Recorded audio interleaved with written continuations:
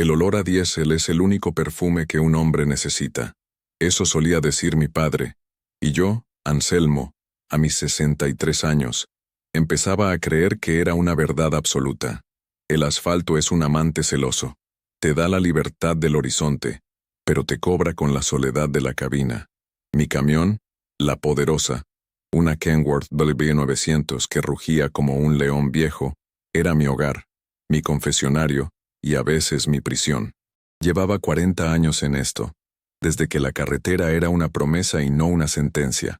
En este oficio, uno no transporta mercancía, transporta la vida de otros, comida, medicina, los sueños de alguien que compró un mueble nuevo. Pero a veces, sin saberlo, uno le da un aventón al mismo diablo. Y el cobro es alto. Éramos 3, siempre juntos en la ruta. Una trinidad de carretera. Beto, el pragmático. Un hombre de 40 y tantos, fuerte como un toro, con una desconfianza natural hacia todo lo que brillara demasiado. Beto era de los que contaba los centavos y revisaba el motor 2 veces antes de arrancar. Su vida era su tractocamión y la pensión que estaba construyendo. Luego estaba Javier, el muchacho, apenas 30 años, con los ojos todavía brillantes, no curtidos por el reflejo del sol en el pavimento. Javier era el corazón del grupo, siempre con una foto de su esposa Laura pegada en el tablero. Él no manejaba por el diésel en las venas, él manejaba por ella. Quería darle todo lo que él nunca tuvo. Nosotros, Beto y yo, lo veíamos como al hijo que la carretera nunca nos dejó criar del todo. Nos encontrábamos siempre en La Cachanilla, un paradero en las afueras de Guadalajara. El café era aguado y las enchiladas sabían a recalentado, pero era nuestro punto de reunión. La vida no se mide en kilómetros, mijo, le dije una noche a Javier, mientras él miraba su teléfono con esa ansiedad que solo da la juventud. Se mide en la integridad con la que llegas al destino. Él sonrió, pero su mente estaba en otra parte. Estaba en las cuentas. Siempre en las cuentas. Es que usted no entiende, don Anselmo. Los tiempos cambian. Ya no alcanza con la integridad. Laura, ella merece más. Merece que la vean en una de esas clínicas buenas, no en el seguro. Beto sorbió su café ruidosamente. El dinero rápido es estiércol, mijo. Apesta de lejos y embarra al que lo pisa. Javier no dijo nada. Solo miró la carretera oscura. La ambición es un motor silencioso. No hace ruido hasta que ya vas a 100 por hora y te das cuenta de que los frenos no agarran. Yo lo había visto antes. Vi a compañeros perderlo todo por una carga fácil, pero nunca pensé que nos pasaría a nosotros. La reflexión interna es el espejo retrovisor del alma. Uno tiene que mirar para atrás no para regresar, sino para entender cómo llegaste al presente. En mis noches de insomnio, con el zumbido del motor en ralentí como única canción de cuna, pensaba en eso. Pensaba que la vida es un plan maestro. Napoleon Hill decía que cualquier cosa que la mente puede concebir y creer, la puede alcanzar. Pero se le olvidó decir que la mente también concibe pesadillas. Y si crees en ellas, también las alcanzas. El problema de Javier era que su deseo era puro, pero su paciencia era corta. Quería el resultado sin el proceso. Y en la carretera el proceso lo es todo. La disciplina de las líneas amarillas, el respeto por la báscula, la paciencia de la subida en la sierra. Yo intentaba enseñarle, pero el mundo moderno grita muy fuerte. Grita, éxito. Grita, lujo. Grita, ya. Y Javier estaba escuchando. Mañana sale una carga nueva, dijo Beto, limpiándose el bigote. Pagan bien. Agropartes para Sonora. Parece limpia. Yo asentí. Limpia está bien. Lenta y segura, muchachos, como debe ser. Javier miró su teléfono. Me llegó otra oferta, un privado. Paga el triple. Mismo destino. Beto dejó la taza en la mesa. ¿El triple? ¿Por qué? ¿Trae oro el tractor o qué? No, dijo Javier con un brillo nuevo en la mirada. Se llama El Ingeniero. Es un consorcio nuevo. Quieren exclusividad y discreción. Solo llevar la carga, sin preguntas. Sentí el primer escalofrío. En nuestro mundo, discreción es una palabra que siempre cuesta más de lo que paga. No me gusta, Javier, dije, mi voz sonando más vieja de lo que me sentía. El diablo siempre paga bien, hasta que te pide el alma de enganche. Javier guardó el teléfono. Es solo una carga, don Anselmo, Una. Con eso saco a Laura de deudas por un año. ¿Qué tiene de malo querer eso? No supe qué responder, porque el deseo de proteger a la familia es la virtud más grande del hombre, y también su debilidad más peligrosa. El almacén estaba en Tlajomulco, lejos de las rutas principales. No era un patio de maniobras, era una bodega amurallada con seguridad privada. El ingeniero nos recibió. No era el tipo de matón que uno esperaría. Era un hombre de unos 50 años, vestido con una guayabera impecable y un reloj que costaba más que mi tractocamión. Hablaba suave, con esa educación que desarma. Don Anselmo, qué gusto. He oído de usted.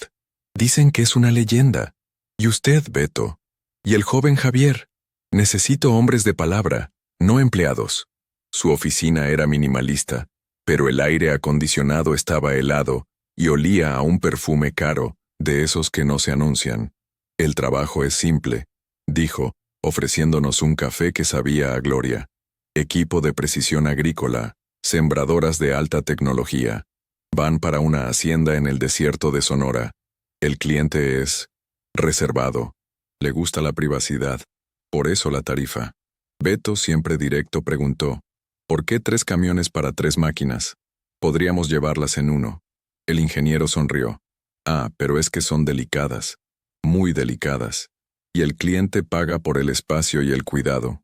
Cada máquina en su propio remolque sellado. Los sellos no se rompen hasta la entrega. ¿Entendido? Javier asintió de inmediato. Yo sentí el peso de la mirada del ingeniero. Era como un escáner. No te veía a ti. Veía el precio de tu lealtad. Entendido, ingeniero. Pero mis muchachos y yo estamos acostumbrados a la luz del día. Papeles en regla, manifiesto claro, dije yo. Don Anselmo, dijo él, levantándose y poniendo una mano en mi hombro. Usted tendrá un manifiesto tan limpio que podría comer sobre él. Consorcio del Norte. Empresa legalmente constituida. Aquí no hay nada turbio, solo negocios modernos. Piense en esto como una inversión en su futuro. Nos dio un adelanto. Un fajo de billetes que apenas cabía en el sobre. Los ojos de Javier se abrieron como platos. Nunca había visto tanto dinero junto, que no fuera en la televisión. La mitad ahora, la mitad al entregar, dijo el ingeniero. Y si esto sale bien, habrá mucho más. Bienvenidos al equipo. Salimos de la bodega. El sol nos pegó en la cara. Beto escupió al suelo. No me gusta Anselmo. Ese tipo huele a problemas, y su oficina huele a perfume de mujer cara, de esos Chanel o qué sé yo. No huele a trabajo. Javier, sin embargo, estaba eufórico. Beto, por favor, el tipo es un empresario. ¿Viste el reloj? ¿Viste los guardias? Estamos en las grandes ligas. ¿Qué puede salir mal? Es equipo agrícola. Yo encendí un cigarro. El tabaco sabía amargo. Ahí está el detalle, mijo. No vimos el equipo. Vimos cajas selladas y un manifiesto demasiado perfecto. Pero el dinero ya estaba en la bolsa de Javier. El trato estaba hecho. La mente humana, me recordé a mí mismo, tiene una capacidad infinita para justificarse. Uno puede convencerse de que el infierno es solo un lugar cálido si la paga es buena. Cargamos los 3 remolques. Eran cajas enormes, selladas con metal. Pesadas, sí, pero nada fuera de lo común. El manifiesto decía, sistemas de irrigación y siembra de precisión. Salimos al amanecer. Yo iba primero. La poderosa abriendo camino. Beto en medio. Javier cerrando la caravana. El plan era simple. Derecho por la 15. La ruta del Pacífico. Sinaloa, Sonora. 3 días. Si nos iba bien. El primer día fue callado. Solo el rugido de los motores y el sol pegando en el parabrisas. Hablábamos por la radio, pero solo lo esencial. El peso de la carga se sentía raro. No era un peso muerto. Se sentía vivo, vibrante de una energía oscura. La vida es una carretera, reflexioné en la soledad de mi cabina. Y cada decisión es una salida.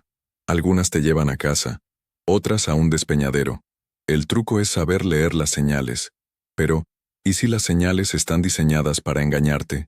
¿Y si el letrero que dice paraíso en realidad te lleva al purgatorio? Esa noche, paramos en un comedor en Los Mochis. Javier estaba más relajado. Se compró una cadena de plata. Ya me vi, le dijo a Beto. pagando la deuda del Coppel, comprándole un cochecito a Laura, dejando este mugroso camión. Beto lo miró con tristeza. El camión te da de comer, Javi. No le digas mugroso. Y ten cuidado. El dinero que se gana fácil se gasta más fácil. Javier solo se rió. Ustedes no entienden. Esta es nuestra oportunidad. El ingeniero es un tipazo. Yo no dije nada. Solo miraba la oscuridad del estacionamiento. Los 3 remolques, estacionados juntos, parecían 3 ataúdes gigantes bajo la luz de la luna. Vámonos a dormir, dije. Mañana nos espera el desierto. El segundo día, el diablo nos enseñó los dientes. Cruzando la frontera de Sinaloa a Sonora, nos topamos con un retén de la Federal. No era un retén cualquiera. Era uno de esos filtros grandes con soldados y perros. Tranquilos, dije por la radio. Papeles en mano, cara de aburridos. Ya saben la rutina. Beto y Javier confirmaron. A mí me tocó primero.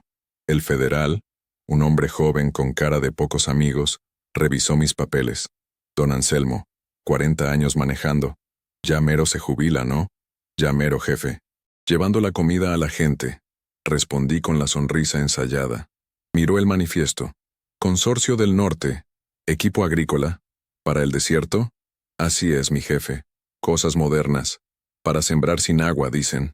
El Federal frunció el ceño. Se bajó de la cabina y caminó hacia el remolque. Golpeó el sello. ¿Por qué tan sellado? Órdenes del cliente, jefe. Material sensible. Electrónica. El Federal me miró. Sabía que yo sabía que él sabía que algo no cuadraba. Sacó su radio. Comandante, tengo aquí una carga del Consorcio del Norte. Manifiesto dice agrícola. Se quedó callado escuchando. Su cara cambió. De la sospecha a la sumisión. Sí, mi comandante. Entendido. De inmediato. Se volvió hacia mí. Su tono era completamente diferente. Ya no era un gallo de pelea. Era un empleado. Disculpe la molestia, don Anselmo. Una confusión. Siga con cuidado. Que tenga buen viaje. Me devolvió los papeles y me hizo una seña para que avanzara. Ni siquiera revisó a Beto o a Javier. Los dejó pasar con un gesto de la mano. Nos detuvimos 5 kilómetros más adelante, en el acotamiento. El silencio en la radio era pesado. Finalmente, Beto habló. Su voz era ronca. Anselmo, ¿tú viste eso? Ese cabrón estaba a punto de bajarnos los calzones y de repente nos pide disculpas. Javier intentó sonar triunfante, pero su voz temblaba. Les dije que el ingeniero era poderoso. El tipo es intocable. Estamos protegidos. Un sudor frío me recorrió la espalda. No, Javier, dije. Mi voz apenas un susurro. No estamos protegidos. Estamos marcados. Ese Federal no nos dejó ir por gusto. Le dieron una orden de muy arriba. La reflexión me golpeó como un tráiler de doble remolque. El poder no es solo tener dinero. El poder es hacer que un hombre armado, con la ley de su lado, baje la mirada y te pida disculpas. El ingeniero no era un empresario. Era algo más. Era el dueño del tablero. Y nosotros éramos los peones. Esto no es agrícola, muchachos, dijo Beto. No sé qué sea, pero huele a infierno. Ya estamos aquí, gritó Javier por la radio. Estamos a medio camino. ¿Qué quieren hacer? ¿Regresar? ¿Decirle al ingeniero, disculpe, nos dio miedito? Nos mata, Anselmo. Ese tipo nos mata si fallamos. Y tiene mi dirección. Tiene la dirección de Laura. Tenía razón. El miedo tiene 2 puertas. La de adelante y la de atrás. Y la de atrás siempre está cerrada con llave. Habíamos cruzado una línea invisible en ese retén. Ya no éramos transportistas. Éramos cómplices. Tiene razón el muchacho, dije, tratando de que mi voz sonara firme. No hay vuelta atrás, solo hay destino. Vamos a entregar esta cosa. Vamos a cobrar. Y luego, Javier, tú y yo vamos a tener una plática muy seria sobre el futuro. Y sobre cómo desaparecer por un tiempo. Sí, don Anselmo. Lo que usted diga. Desaparecer, me gusta eso. Pero mientras metía Primera y La Poderosa volvía a marchar, una frase de mi abuela resonó en mi cabeza. Cuando el coyote te sonríe, no es por amistad, es porque ya te está midiendo para la mordida. Y el ingeniero, con su poder y su protección, nos había sonreído a todos. La carretera se extendía frente a nosotros, pero por primera vez en mi vida, el horizonte no parecía libertad, Parecía el fin del camino. Esa noche, la tensión nos obligó a parar en un paradero desolado cerca de Hermosillo. La comida se nos atoraba en la garganta. Beto no dejaba de mirar por la ventana. Javier, en cambio, estaba en una llamada. Se alejó de la mesa, hacia la oscuridad, pero yo podía oír el tono desesperado en su voz. Hablaba con Laura. Cuando regresó, sus ojos estaban rojos, pero su mandíbula estaba apretada. «Está mal», dijo en voz baja, sentándose frente a mí. «La infección no cede. El doctor del seguro dice que hay que esperar». Se frotó la cara con manos temblorosas. «El dinero de este viaje... Don Anselmo, usted no entiende. Yo he estado investigando. Hay una clínica en Houston, en Texas. Hacen milagros. Tienen tratamientos que aquí ni sueñan. Pero cuesta un dineral. Cuesta lo que vale una casa». Me mostró el folleto en su teléfono. Un edificio de cristal, doctores sonrientes. El precio de la esperanza. El ingeniero, cuando fui a la bodega lo vi irse. Continuó Javier, su voz acelerada. Se subió a un BMW último modelo, un sedán negro que ni siquiera hacía ruido. Se deslizó como una sombra. Ese tipo vive en un mundo donde no existe el no se puede. Vive en un mundo donde si alguien se enferma, lo manda a Houston y ya. Yo quiero eso para Laura, don Anselmo. ¿Es mucho pedir? Me quedé callado. ¿Qué le dices a un hombre que está dispuesto a hacer un pacto con el diablo para salvar a su ángel? La sabiduría de los viejos suena hueca frente al dolor de los jóvenes. «Mijo», le dije poniendo mi mano callosa sobre la suya. «El dinero que compra salud es una bendición, pero el dinero que viene de la oscuridad, ese trae su propia enfermedad. Una enfermedad del alma. No puedes curar un cuerpo manchando tu espíritu». Javier retiró la mano. «Mi espíritu que se vaya al diablo. Yo necesito a mi esposa viva». Beto regresó a la mesa. «Dejen de filosofar. Tenemos que dormir. Mañana es el último tramo. Entregamos y nos largamos de este pinche estado». Pero yo sabía que Javier ya no estaba con nosotros. Su mente estaba en Houston. Estaba en el BMW silencioso del ingeniero. Estaba contando un dinero que todavía no teníamos, por una carga que no entendíamos. Esa noche, la reflexión fue amarga. Napoleon Hill escribió sobre el deseo ardiente como el primer paso hacia la riqueza. Decía que uno debe tener un propósito definido. El propósito de Javier era claro: salvar a Laura. Su deseo era ardiente, tanto que lo estaba quemando por dentro. Pero el deseo sin principios es un fuego sin control. Quema la casa en lugar de calentarla. Javier había olvidado la segunda parte de la lección de Hill. El plan. Su plan se había reducido a uno solo: confiar en el ingeniero, confiar en el diablo. Y yo, que debía ser el mentor, el viejo sabio, me sentía tan perdido como él, porque yo también estaba en ese camión, comiendo del mismo dinero sucio. Mi integridad, esa de la que tanto presumía, también tenía un precio, y parecía que ya lo había cobrado. «Descansen», dije, levantándome. «Mañana, con la luz del día, todo se verá más claro». Pero era mentira. Sabía que la oscuridad que traíamos en esos remolques apenas estaba empezando a filtrarse. El desierto de Sonora es implacable. Es un horno de día y un congelador de noche. No perdona los errores. Y nosotros estábamos cometiendo uno muy grande. A unos 150 kilómetros de la frontera, en la nada absoluta, con solo saguaros como testigos, el camión de Beto empezó a fallar. Un humo negro salió del escape, seguido de un ruido metálico que helaba la sangre. «Se amarró el motor», gritó Beto por la radio, mientras maniobraba para sacar la mole de metal del asfalto. Nos detuvimos. El silencio del desierto cayó sobre nosotros como una cobija pesada. Solo se oía el viento. Beto bajó de la cabina, con la cara pálida. «Se acabó, Anselmo», se desvieló. «El aceite está por todos lados. Esta chatarra no se mueve de aquí en un mes». Javier golpeó el volante. «No, no ahora. Estamos tan cerca». Yo bajé. El calor era sofocante.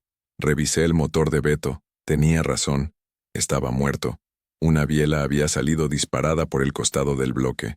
«Estamos atorados», dijo Beto, sentándose en el estribo, con la cabeza entre las manos. «No hay señal de celular. Nada. El ingeniero, dijo Javier, sus ojos brillando con pánico. Nos dio un teléfono satelital para emergencias. Sacó el aparato, lo encendió. Voy a llamarle. Decirle que mande ayuda. ¡No!, grité. Si le llamas, sabrá dónde estamos. Sabrá que fallamos. ¿Y si cree que le estamos robando?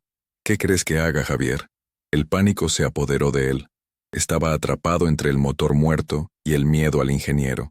Y entonces, ocurrió. El viento cambió de dirección y trajo consigo un olor que no pertenecía al desierto. Era un olor químico, agrio, penetrante. Venía del remolque de Javier. Nos miramos. Una fuga, dijo Beto. ¿Qué demonios traemos? Javier se puso pálido. El manifiesto decía, al diablo el manifiesto, rugió Beto. Esa madre huele a veneno. Corrió a su camión y sacó una barra de acero. Voy a abrirlo. No, Beto, los sellos, gritó Javier. Si rompemos los sellos, el ingeniero nos... El ingeniero ya nos tiene en la mira, le devolvió Beto. Prefiero saber qué es lo que me va a matar. Se acercó al remolque de Javier. El sello metálico tenía el logo del Consorcio del Norte. Con 2 golpes secos y un gruñido, Beto rompió el sello. La puerta del remolque se abrió con un quejido. El olor nos golpeó en la cara. Nos hizo retroceder, tosiendo. No eran sembradoras. No era equipo agrícola. Eran tambos. Cientos de tambos de plástico azul, apilados del suelo al techo. Un par de ellos se habían volteado con el frenazo y estaban goteando un líquido espeso y oscuro. Dios mío, susurró Anselmo. Precursores. Es veneno para hacer cristal. O fentanilo. Es la muerte embotellada. Javier cayó de rodillas sobre el asfalto caliente. No, él dijo. Equipo agrícola. Nos mintió, gritó Beto. Somos unos pendejos. Estamos transportando la materia prima del diablo. Javier empezó a vomitar. El miedo, el olor, la verdad. Todo salió de golpe. Yo me recargué en mi camión. La poderosa parecía mirarme con reproche. 40 años de manejar limpio. 40 años de integridad. Todo tirado a la basura en el desierto. Por un fajo de billetes y la promesa de un empresario educado. Transportamos al diablo sin saberlo. Dije en voz alta. El silencio que siguió fue peor que cualquier grito. Habíamos visto la cara de nuestra carga, y era la cara de la miseria, de la adicción, de la muerte de miles. El plan de Napoleón Hill se había ido al carajo. No había ningún beneficio equivalente en esta adversidad. Solo había culpa, y la certeza de que nuestras vidas, tal como las conocíamos, acababan de terminar. El pánico es un mal consejero. Beto corría de un lado a otro. Hay que quemarlo, quemamos los 3 camiones y nos pelamos al monte. Javier seguía en el suelo temblando. Nos va a encontrar, nos va a matar. ¿Sabe dónde vive Laura? Dios mío, ¿sabe dónde vive Laura? Cálmense los dos, grité tratando de encontrar mi propia voz de mando. Piensen, usen la cabeza. Si quemamos los camiones, el humo se verá a kilómetros. Los federales llegarán. ¿Y qué les vamos a decir? Disculpe, jefe, se nos quemó el fentanilo. Nos hunden de por vida. Mi mente, entrenada por décadas de resolver problemas en la carretera, empezó a trabajar. El plan, me dije. Debe haber un plan. Pero cada salida estaba bloqueada. Si nos íbamos, el ingeniero nos cazaría. Si nos quedábamos, nos atraparían con la carga. Si llamábamos, firmábamos nuestra sentencia. Estábamos en el tablero del diablo y era jaque mate. Tenemos que cerrar eso, dije, señalando los tambos que goteaban. Beto, trae la arena de emergencia. Javier, levántate. Necesito que estés entero. Mientras Beto echaba arena sobre el derrame, el teléfono satelital sonó. Los 3 nos congelamos. El nombre en la pantalla era Ingeniero. Javier dio un brinco, como si el teléfono fuera una víbora. No contestes, susurró Beto. Dejé que sonara. 1, 2, 3 veces. Se detuvo. Y luego, un mensaje de texto. Reporte de situación. Ahora. Sabe que nos detuvimos, dijo Javier, su voz rota. El remolque debe tener un GPS. Sabe que estamos aquí. El teléfono volvió a sonar. Esta vez lo tomé. Don Anselmo. Qué bueno que contesta. Estaba preocupado. La voz del ingeniero era tan calmada, tan suave. que me dio más miedo que si hubiera gritado. Tuvimos un problema, ingeniero, dije, tratando de sonar profesional. El camión de Beto se desvieló. Estamos varados. Hubo un silencio al otro lado. Eso es desafortunado, muy desafortunado. El cliente está esperando. La mercancía es sensible. Lo sabemos. Hubo un derrame menor. El sello de un remolque se rompió con el frenazo. Mentí. Oculté que lo habíamos abierto. El silencio fue más largo esta vez. Entiendo. No se preocupe, don Anselmo. La ayuda va en camino. Mis muchachos los van a encontrar, no se muevan. Colgó. Beto me arrancó el teléfono de la mano. ¿Ayuda? ¿Crees que va a mandar a los Ángeles Verdes? Va a mandar a sus sicarios a limpiarnos. Somos cabos sueltos, Anselmo. Tenía razón. La ayuda significaba la muerte. Y entonces, Javier hizo lo impensable. Corrió hacia su camión. Javier, ¿qué haces? Se subió a la cabina y encendió el motor. Me largo de aquí. Voy a entregar esta madre yo solo. No seas idiota, gritó Beto. No sabes dónde vas, te van a matar. Me van a matar si me quedo, gritó Javier desde la ventana, con lágrimas corriendo por su cara llena de polvo. Tengo que hacerlo. Es la única forma.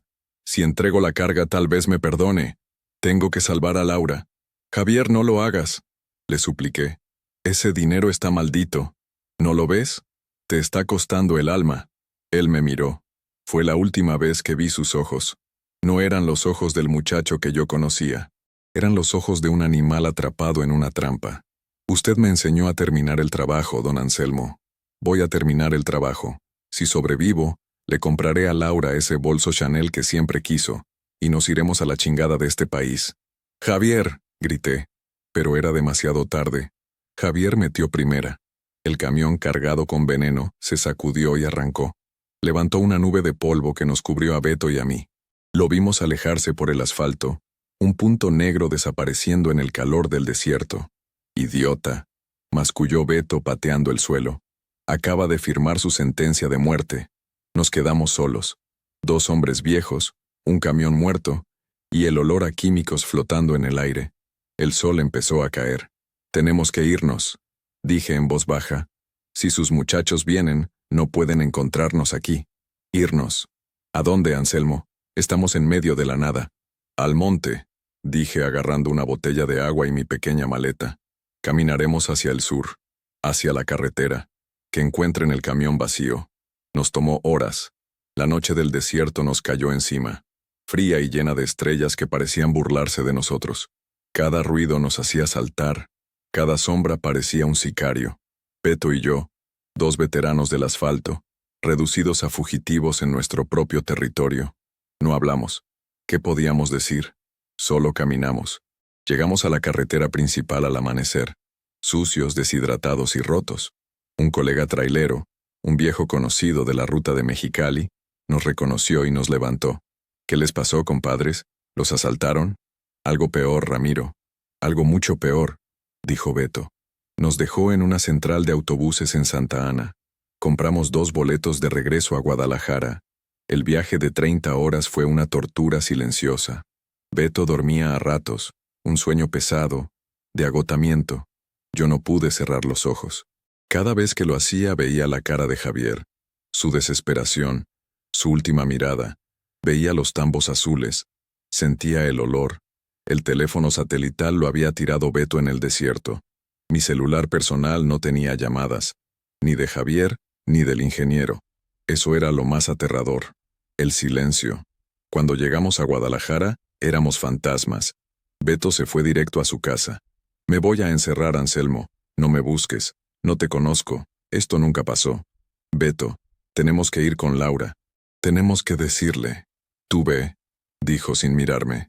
Yo no puedo verla a la cara. Tuve que hacerlo yo.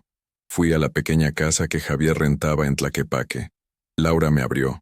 Estaba más delgada, pálida, pero sus ojos se iluminaron al verme. Don Anselmo, ¿y Javi? ¿No viene con usted? Me dijo que me tenía una sorpresa. Se me partió el corazón. Tuve que sentarme, y tuve que contarle una media verdad. Que habíamos tenido un problema grave con la carga, que Javier había decidido seguir solo para arreglar las cosas, y que no sabíamos de él. ¿Pero está bien?, Preguntó, su voz un hilo. No lo sé, mija. No lo sé. Se derrumbó. Y yo, un viejo de 63 años, que había enfrentado tormentas, bloqueos y asaltos, me sentí el peor de los cobardes. Los días se convirtieron en semanas. No hubo noticias, ni de Javier, ni del ingeniero. La policía no preguntó por nosotros. Era como si nos hubiéramos evaporado. Hasta que un día, un mes después del incidente, vi la noticia en el periódico local. Encuentran tractocamión abandonado en brecha de Nogales. La foto era inconfundible. Era el camión de Javier. El artículo era breve. Decía que el camión estaba vacío. El remolque también. No había señales de violencia, ni sangre. Solo el camión, abandonado, como si el conductor simplemente se hubiera esfumado. Javier, el muchacho que quería darle el mundo a su esposa, el que soñaba con una clínica en Houston, se había ido. Uno de nosotros nunca volvió. La frase del título de nuestra historia se hizo realidad, y pesaba sobre mí como una losa. El diablo había cobrado su cuota, y se había llevado al más joven, al más vulnerable. El luto en la carretera es diferente. No hay coronas de flores, no hay misas. Solo hay kilómetros vacíos y un asiento de copiloto que ya no se ocupa. Beto vendió su camión. Compró un taxi y se dedicó a hacer viajes al aeropuerto. Ya no aguanto la federal, Anselmo, me dijo la última vez que lo vi. Cada vez que veo un retén, siento que me van a parar. Ya no puedo. Yo tampoco podía. La poderosa se quedó estacionada. Me encerré en mi pequeño departamento. La culpa es un veneno lento. Te corroe por dentro. Repasaba la conversación una y otra vez. Debí detenerlo. Debí golpearlo y atarlo. Debí ir con él. Cada escenario terminaba igual, con Javier desapareciendo en esa nube de polvo. Me sentí viejo, no de cuerpo, sino de espíritu. El asfalto me había quitado todo. Mi juventud, mi esposa, que murió de cáncer mientras yo estaba en un viaje a Laredo. Y ahora, al muchacho que veía como un hijo. Durante semanas, solo me levantaba a mirar por la ventana. Veía los camiones pasar a lo lejos, en el periférico, y reflexionaba. ¿Era esta la vida que había elegido? ¿Una vida de huida?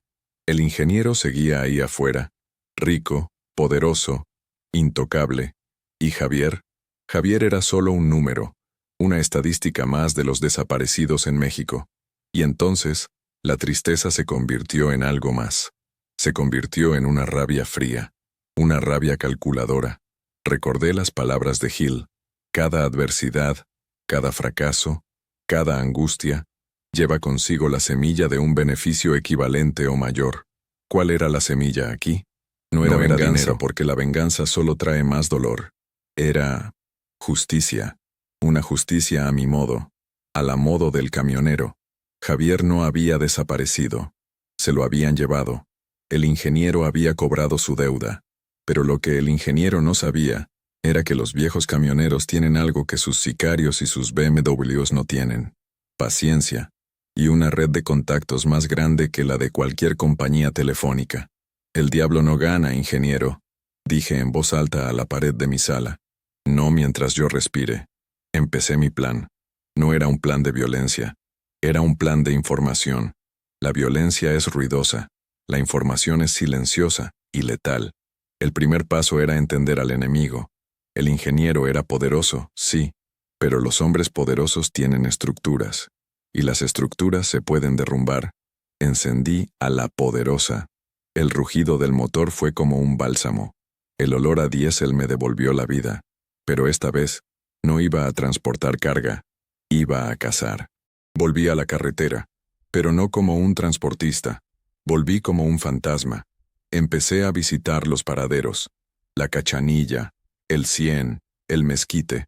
Me sentaba horas, tomando café, escuchando. Los camioneros somos los ojos y oídos del país. Sabemos qué se mueve, quién lo mueve, y por dónde. Pregunté por el Consorcio del Norte. Al principio, silencio. Nadie quería hablar. Pero yo era don Anselmo. Yo había ayudado a docenas de estos hombres. Les había prestado herramientas, compartido mi comida, cubierto turnos. Tenía crédito moral. Finalmente, un viejo amigo, el Caguamo, me dio la primera pista en un paradero de Mazatlán. Ese consorcio es una lavadora, Anselmo. El dueño es un tal Ricardo Montes. Le dicen el ingeniero. Es pesado. No solo mueve veneno, mueve millones. Dicen que es dueño de medio Polanco. Polanco, el barrio más lujoso de la Ciudad de México. El ingeniero no era un narco de sierra. Era un empresario de cuello blanco. Un diablo disfrazado de ejecutivo. Mención de lujo. Dicen que tiene un restaurante en Polanco que siempre está vacío, pero que declara millones. Y una galería de arte. Ahí es donde el dinero negro se vuelve blanco. La información encajaba. La siguiente pieza era el retén. ¿Cómo había logrado que el federal nos dejara ir? Conduje hasta Sonora. Busqué al federal que nos había detenido. Me tomó una semana encontrarlo. Ya no estaba en la carretera. Lo habían transferido a una oficina de licencias en un pueblo polvoriento. Estaba amargado, roto. Lo invité a comer. Al principio, no quiso hablar, pero cuando le dije que yo era uno de los camioneros que él dejó ir ese día, y que uno de mis hombres había desaparecido, su coraza se rompió. Ese día, dijo, con la voz temblando de rabia, recibí la llamada directa del comandante regional. Ese convoy es del patrón. Déjalo pasar o mañana amaneces en una zanja. ¿Qué podía hacer don Anselmo? Tengo familia. Quiero al ingeniero, jefe, le dije. Y usted también. No por venganza, por justicia. El federal me miró. Es intocable. Sus conexiones. Todos tienen un jefe. Lo interrumpí. Y todos tienen a alguien que los odia. El ingeniero lava dinero. Eso ensucia a los políticos. Y ahora mismo en la Ciudad de México hay una guerra. El gobierno nuevo quiere limpiar la casa. Solo necesitan las pruebas correctas. El federal pensó un largo rato. Luego sacó un papel y escribió un nombre. Fiscalía General de la República. Licenciado Noriega. Es de la vieja guardia. Incorruptible. Y odia a los narcoempresarios. Si alguien puede usar tu información, es él. Pero si te atrapan, yo no te conozco. Gracias, jefe. Es todo lo que necesitaba. Tenía el objetivo. Tenía el arma, la información. Ahora solo necesitaba apretar el gatillo. Fui a una oficina de correos. Hice un paquete. Adentro puse todo. La copia del manifiesto que siempre guardaba. Las fechas, la ruta, el nombre del federal degradado, el nombre del restaurante en Polanco, y una nota anónima. Sigan el dinero de Ricardo Montes. Empezó con veneno, ahora lava para los de arriba. La justicia para los desaparecidos no duerme. Envié el paquete. Y esperé. Las semanas pasaron. La vida volvió a una rutina extraña. Seguí manejando, pero cada carga se sentía diferente. Llevaba maíz, acero, refacciones, cargas limpias, cargas honestas. Pero mi mente estaba en la Ciudad de México.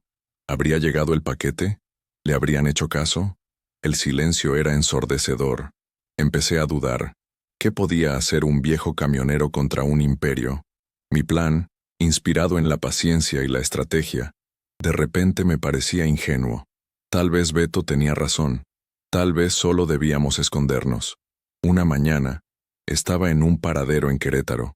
El televisor del comedor estaba encendido, como siempre, con las noticias de la mañana. Yo estaba comiendo unos huevos rancheros cuando el titular me hizo soltar el tenedor. Cae importante empresario en Polanco por lavado de dinero y crimen organizado. La imagen mostraba a Ricardo Montes, el ingeniero, siendo escoltado por infantes de marina. No llevaba su guayabera impecable. Llevaba un pants gris y esposas. Su cara, esa cara calmada y superior, estaba desencajada. El reportero hablaba de una investigación anónima que había revelado una red de lavado de dinero a través de restaurantes y galerías de arte. Mencionaron sus conexiones con el Consorcio del Norte y el tráfico de precursores químicos. Mencionaron que su tarjeta Black y sus millones no podrían salvarlo esta vez, pues la orden venía de muy arriba. Me quedé mirando la pantalla. Los otros camioneros en la mesa silbaban. Otro ratero menos, dijo uno. Pinche rata de cuello blanco, dijo otro. Yo no dije nada. Solo sentí un peso enorme quitarse de mis hombros. No era felicidad. No era alegría. Era cierre. El diablo había sido encadenado. Pagué mi cuenta y salí. Me subí a La Poderosa. El sol de la mañana pegaba en el parabrisas. Encendí el motor. Antes de meter primera, Miré el asiento del copiloto. Estaba vacío. Javier no iba a volver. Laura seguía siendo viuda. Mi victoria era amarga, silenciosa. No había traído a mi amigo de vuelta, pero había traído justicia. Había honrado su memoria. El asfalto me enseñó la lección más dura. La integridad es la única carga que, aunque pese 1 tonelada, nunca debes soltar, porque si la sueltas, te pierdes a ti mismo en el camino, y a veces, como Javier, nunca vuelves. Conduje hacia el sol naciente. Tenía una carga de maíz que entregar en Veracruz. El camino era largo, pero por primera vez en mucho tiempo, no me sentía perdido. Sabía exactamente a dónde iba. Gracias por llegar hasta el final de esta reflexión. Si estás leyendo esto, quiero que sepas que no estás solo en el camino, aunque a veces la cabina se sienta muy grande y la noche muy oscura. Ahora, te pido que comentes. Dime qué te pareció esta historia. ¿Qué hubieras hecho tú en el lugar de don Anselmo? ¿O en el de Javier? Tus palabras nos ayudan a seguir adelante, a saber que hay alguien del otro lado de la pantalla. Y, por favor, sigue este canal. Es la gasolina que necesitamos para traer más historias desde el asfalto. Queremos saber de ti. Cuéntanos, ¿de qué parte del país o del mundo nos estás viendo? ¿Qué historias te gustaría que contáramos? ¿Qué asuntos de la vida, del trabajo, de la familia, te pesan en el corazón? Déjanos tus ideas en los comentarios. Como una forma de agradecer tu tiempo y de ayudar un poquito en la economía del hogar, que sabemos que está dura, les dejé unas recetas que me pasó mi Santa Madre en los comentarios fijados. Son unas recetas de un té de hierbas para los nervios y de unos dulces de ate sin azúcar, para que se cuiden la salud. Muchas gracias por tu apoyo. Que Dios te proteja a ti y a tu familia en cada kilómetro de su vida. Aquí seguimos, en la carretera.